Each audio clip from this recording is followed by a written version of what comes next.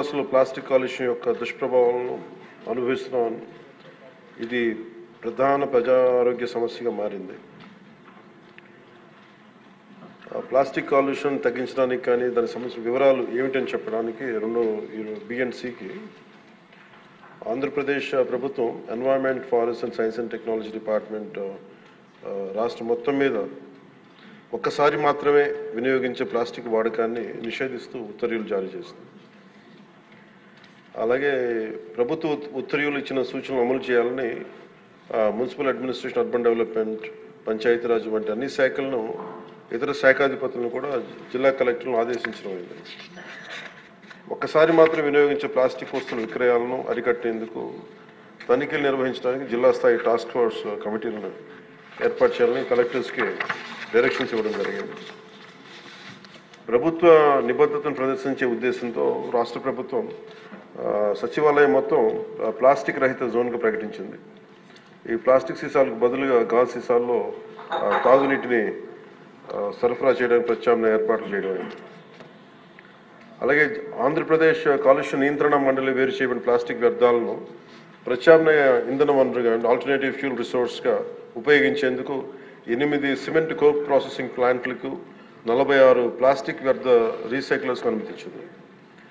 AP pollution control board ద్వారా ఆంధ్రప్రదేశ్ ప్రభుత్వం ఒకేసారి మాత్రం వినియోగించే సింగిల్ యూజ్ ప్లాస్టిక్లు బదులుగా పర్యావరణ అనుకూల ప్రత్యామ్నాయాల వినియోగాన్ని ప్రోత్సహించాలని భాగస్వామ్య శాఖలన్నింటినీ ఆదేశించింది.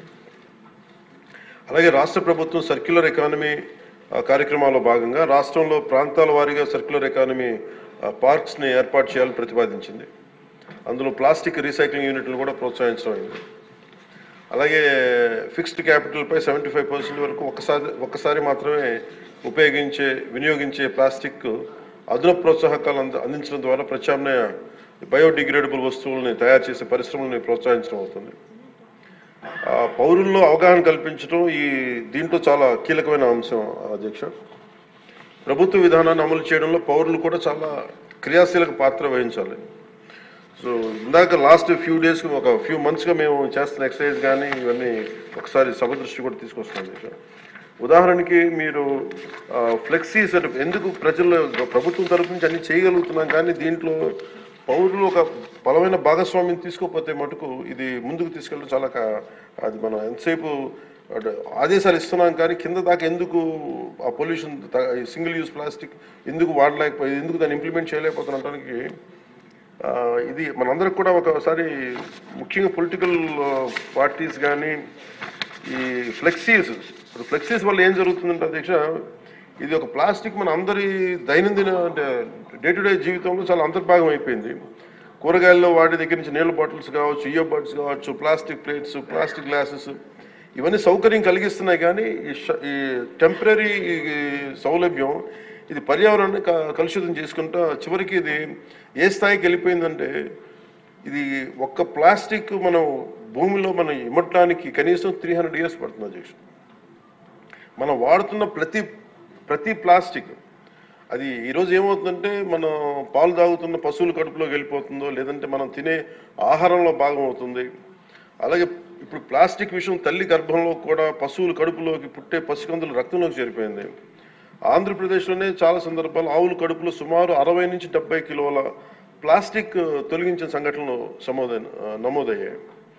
ఇలాంటివన్నీ అందుకని మాకు లైఫ్ స్పాన్ ఈ ముఖ్యంగా స్టైరోఫోమ్ అయితే 500 years కానీ పట్టదు, అది పడుతుంది దాన్ని అవడానికి భూమిలో కలవడానికి.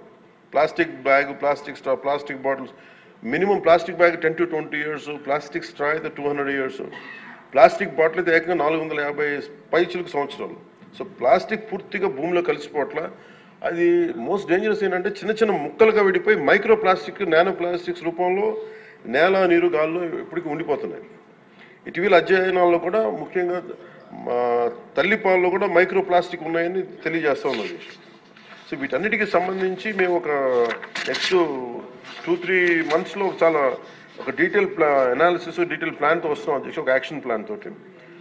అది మీకు తెలియజేస్తాం. ఇప్పుడు ఉదాహరణకి పంచాయతీ ద్వారా మేము ఏం చేస్తామంటే స్వచ్ఛందం అనే కార్యక్రమం పెట్టాం. ఏవైతే ప్లాస్టిక్ వ్యర్థాల నుంచి నిత్యావసర వస్తువులు పొందుతూ ఉన్నారు, ఇది ఒక అవగాహన పెంచుతున్నాం.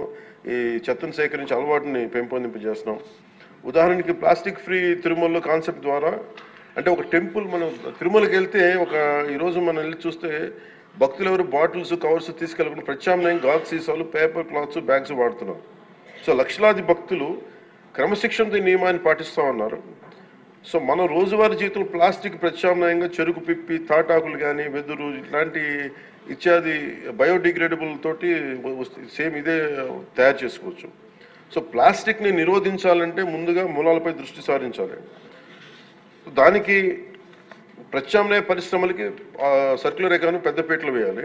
సో ఆ దిశగా గౌరవ ముఖ్యమంత్రి గారు కూడా వాటిని ముందుకు తీసుకెళ్తారు ఈ పథకాల ద్వారా. అలాగే పర్యావరణ పరిరక్షణ మా సహకారాన్ని అందిస్తూ ఉన్నాం. దీన్ని అందరం సద్వినియోగం చేసుకోవాలి. కాదు దీన్ని ప్రజలు కీలకమైన భాగస్వామ్యం ప్రజల్లోనే ఉంది. అలాగే ప్రత్యేక ప్రోత్సాహాలు విస్తృతంగా అమలు చేయడం ద్వారా పారిశ్రామిక వర్గాలను ఆకర్షించాలి. అప్పుడు ప్రజల ఆలోచన విధానంలో కూడా మార్పు అవసరం. ముందుగా మనకి యాజ్ ఎమ్మెల్యేస్గా కానీ గౌరవ ప్రతినిధులుగా కానీ ఇది మనందరం ఒకసారి మీ దృష్టి ద్వారా అందరికీ గౌరవ సభ్యులందరూ తెలియజేస్తాం. ఇక్కడ మనం సచివాలయం ఇక్కడ అసెంబ్లీలో కానీ ఎక్కడ ప్లాస్టిక్ని వాడటం నిషేధించడం అయింది. ముఖ్యంగా మేజర్ ప్రాబ్లం ఎక్కడ వస్తుందో ఫ్లెక్సీల ద్వారా వస్తుంది. ఫ్లెక్సీలు ఎలా ఉన్నాయంటే ఒక చిన్నపాటి ఫంక్షన్ వస్తే ప్లస్ ఫ్లెక్సీలు, ఇంకోటి పండగ అంటే ఇది ముఖ్యంగా పొలిటికల్ ఫంక్షన్స్ ఆర్ సినిమా. దీనివల్ల ఏమైపోతుంటే అవి ముక్కలు ముక్కలుగా విడిపోయి పశువులు తినేస్తూ ఉన్నాయి, లేదంటే వాటర్లో జలాల్లోకి వెళ్ళిపోతున్నాయి. ఇది ఒక పెద్ద ఇష్యూ అయిపోయింది. అందుకని మీ ద్వారా గౌరవ శాసనసభ్యులకు కూడా ముందు గౌరవ ప్రజాప్రతినిధులు కనుక నిజంగా కొంత పాటించగలిగితే అంటే ఫ్లెక్సీలు కూడా బయోడిగ్రేడబుల్ ఒకసారి ఫ్లెక్సీల్ని గత ప్రభుత్వం కూడా బ్యాన్ చేయడానికి ప్రయత్నం చేస్తుంది. అది ఒక ఎంప్లాయ్మెంట్ ఇష్యూ అవుతుంది. చాలామంది దాని మీద ఆధారపడిన వ్యక్తులు ఉన్నారు. అందుకని బయోడిగ్రేడబుల్ ఫ్లెక్సీస్ని ఎలా తయారు చేయాలని కూడా ఒక అఫీషియల్స్ కూర్చొని దాని మీద ఒక చర్చ జరుగుతుంది. దాని మీద ఒక పాలసీ రూపొందించబోతున్నాం. అలాగే లోకల్ బాడీస్లో గ్రామ పంచాయతీల్లో ఇప్పుడు ఉదాహరణకి గ్రామాలు క్లీన్గా ఉంటే నిర్మల్ గ్రామ పురస్కారం ఎలా ఉంటుందో అలాగే ఈ ప్లాస్టిక్ రహిత గ్రామాలకి ప్రత్యేక ఇన్సెంటివ్ ఎలా చేయాలని కూడా ఆలోచిస్తున్నాం అధ్యక్ష. ముఖ్యంగా స్వచ్ఛరథం ఇందాక మీకు తెలియజేశాను. ఇప్పుడు ఇన్ఫార్మల్ వ్యవస్థగా ఉన్నదాన్ని దీన్ని ఫార్మలైజ్ ఎలా చేయాలి, ఈ రద్దీ కలెక్టర్స్ దగ్గర నుంచి ఈ ర్యాక్ పికింగ్ చేసే వాళ్ళ దగ్గర నుంచి దాన్ని ఒక ఎకనామిక్ ఎంప్లాయ్మెంట్కి ఎలా చేయాలని కూడా రాష్ట్ర ప్రభుత్వం ఆలోచిస్తుంది అధ్యక్ష.